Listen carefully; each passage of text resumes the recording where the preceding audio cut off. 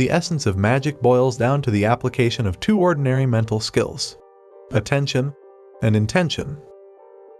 The strength of the magical outcome is modulated by four factors: belief, imagination, emotion, and clarity. That's basically it. The ceremonial robes, somber settings, black candles, secret handshakes, chanting in ancient languages, sex, and drugs all are good theater, which may help in withdrawing the mind from the distractions of the mundane world, but ultimately, they're unnecessary. The single most important aid to developing magical skills is to learn how to enter the state of consciousness known as gnosis. The time-honored and safest way to do this is through meditation. If you manage to read only one book about meditation, I recommend The Science of Enlightenment: How Meditation Works by Shinzen Young, published in 2016. It's also available as an audiobook. It's an exceptionally clear exposition written for the Western mindset, covering what meditation is, how to do it, and how it works. The basic practice of meditation is straightforward. Sit in a comfortable position. Relax your body. Close your eyes. Then quiet your mind and stop thinking. Well, not so simple. If you're a novice, 3 seconds after beginning this practice, your mind will start to wander and you'll enjoy one enticing fantasy after another. After dreaming about tasty cheeseburgers for 10 minutes, you'll suddenly realize that your mind was wandering, so you start again. Relax your body. Drop your jaw a bit, and relax the muscles around your eyes. Let it go. Empty your mind. No thoughts. This time, after a whole 6 seconds of calm silence, your mind will wander again. It's not much, but it's progress. So you do it again and again. It may take weeks or months of practice to achieve extended periods when the mind remains still. While engaged in this practice, you're essentially reprogramming your nervous system, even if you don't notice it. You'll start to feel better physically and mentally. You'll see the world more clearly. As Shinzen Young puts it, as a result of this practice, clarity and equanimity are slowly but surely trickling down into the subconscious. They rewire us at the most fundamental levels. Some meditation techniques involve mentally repeating sounds, words, or phrases to help keep your mind focused. Others train you to visualize complex patterns. Still others just involve watching your breath. There are scores of variations. One of the more popular methods today is called mindfulness. This is a secular version of the Buddhist practice called vipassana, which literally translated means to see in various ways. The goal is to see things as they actually are, not as they may appear to be. The goal of meditation across many traditions is to achieve a state of awareness, where one gains the realization that the personal self and the universal self are one. Within the gnosis state, abilities naturally arise that allow the meditator to manipulate or to transcend the world. Within the path of yoga, the goal of meditation is transcendence or personal liberation. In that tradition, the siddhis, or powers, that are gained are strongly de-emphasized. In the magical tradition, gaining those powers is the goal. It's worth mentioning that the Yoga Sutras, the classical book of yoga written by the Indian sage Patanjali about 2,000 years ago, assures us that these powers have nothing to do with faith, religious doctrine, divine intervention, spirituality, or the supernatural. These powers are just another aspect of the natural world. As Buddhist scholar Alan Wallace put it, in Buddhism, these abilities are not miracles in the sense of being supernatural events, any more than the discovery and amazing uses of lasers are miraculous. What may appear supernatural to a scientist or a layperson may seem perfectly natural to an advanced contemplative, much as certain technological advances may appear miraculous to a contemplative. Many variations of the superpowers are described in the yogic tradition. They range from vanilla psi to super magic such as levitation. For most people, most of the time, psi experiences are spontaneous and tend to occur mainly during periods of crisis or extreme motivation. By contrast, the siddhis are regarded as reliable and under full conscious control.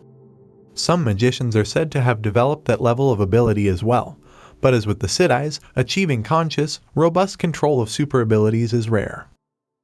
One way to investigate if meditation really does amplify natural psi and magical skills is to ask meditators about their experiences. They found that 3 out of 4 reported increases in meaningful synchronicities as a result of their practice. Nearly half reported sensing non-physical entities, and a third reported experiences such as clairvoyance or telepathy. This suggests that meditation works as the yogic and other traditions claim it does, at least when it comes to subjective reports. The bottom line, if you want to perform magic effectively, maintain a disciplined meditation practice. Learn to quiet your mind. See the world as it is, not as it appears to be when viewed through multiple layers of cultural conditioning.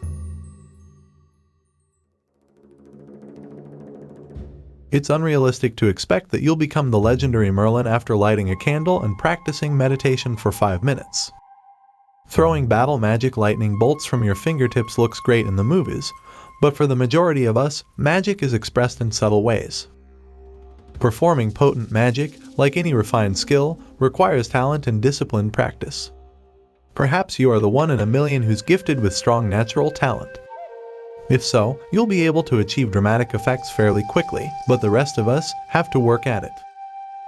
Fortunately, nearly anyone who's able to follow instructions and is serious about practicing can perform some degree of magic because, according to the esoteric worldview, whether you know it or not, within you there's a spark of the same source that manifests the entire universe.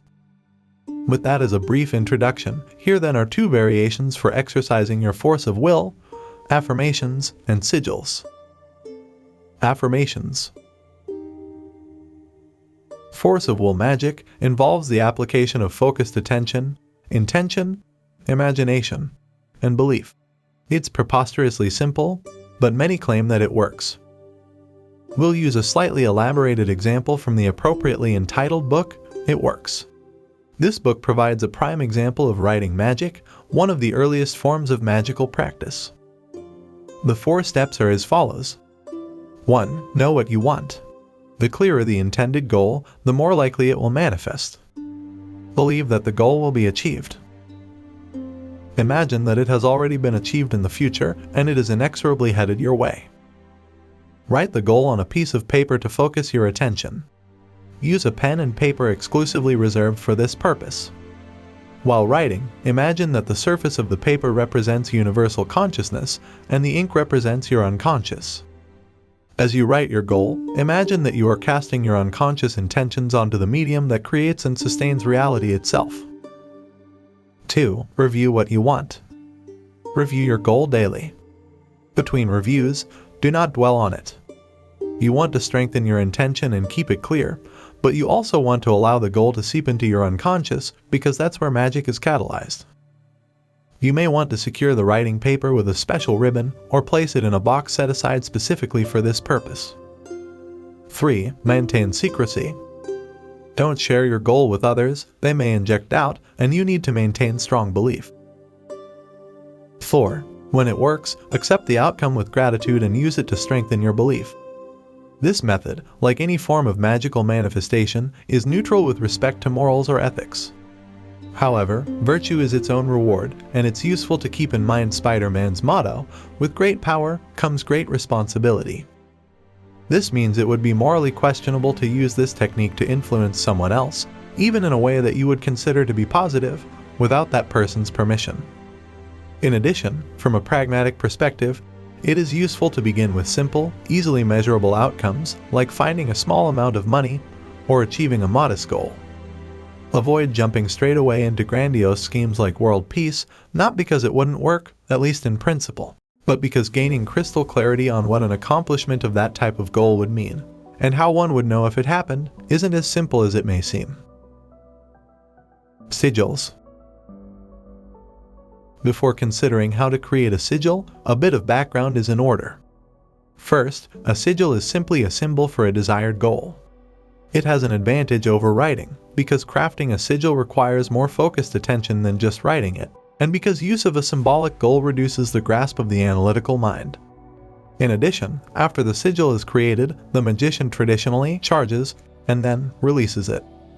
The charging is meant to forcefully concentrate emotion, intention, and belief on the goal. The releasing is intended to push the goal from the conscious mind into the unconscious. There's another reason a sigil is useful as a magical tool. Consider the word spell. As a verb, spell means an action where symbols are combined to form larger symbols, which in turn refer to objects, actions, or concepts. That is, letters make words, words make sentences. The magical meaning of the noun spell is similar to the meaning of the verb, except it assumes a worldview where everything is connected beyond space-time. This is the meaning of the magical law of correspondences.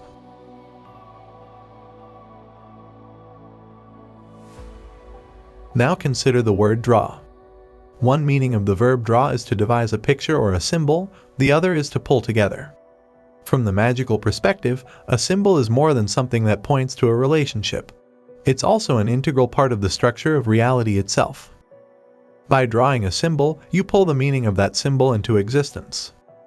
If the word symbol Fido corresponds to a real dog named Fido, then operations on the symbol will also influence the actual Fido. This is the concept underlying homeopathy, the wearing of good luck charms, and voodoo. Comb the hair of a doll made in the likeness of your distant friend, and your friend may thank you later about the wonderful new hairdo that she spontaneously decided to adopt. Note, this example is on the razor's edge of black magic, so don't try this at home. The idea that signs and symbols reflect, or literally are, the relational structure that holds the universe together was famously explored in Robert Heinlein's Stranger in a Strange Land. The main character in that story, Valentine Michael Smith, was raised on Mars. In learning the Martian language, Smith gained powers that looked like magic. He taught others Martian words, and they too were able to gain these exceptional powers. A similar idea of an alien language evoking special powers was the leitmotif of the 2016 science fiction movie Arrival. In that story, the scientist who figures out how to interpret an alien language based on circular time begins to literally experience time differently. This notion jibes with informational interpretations of quantum theory. Perhaps the most famous of those interpretations was proposed by Princeton University physicist John Wheeler. As Wheeler put it, every bit, every particle, every field of force, even the spacetime continuum itself, derives its function, its meaning, its very existence entirely from the quantum field.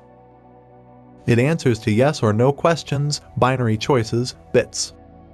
I suggest that we may never understand this strange thing, the quantum, until we understand how information may underlie reality. Information may not be just what we learn about the world. It may be the very thing that makes it. When a photon is absorbed and thereby measured, until its absorption, it had no true reality. An unspittable bit of information is added to what we know about the world, and, at the same time, that bit of information determines the structure of that one small part of the world.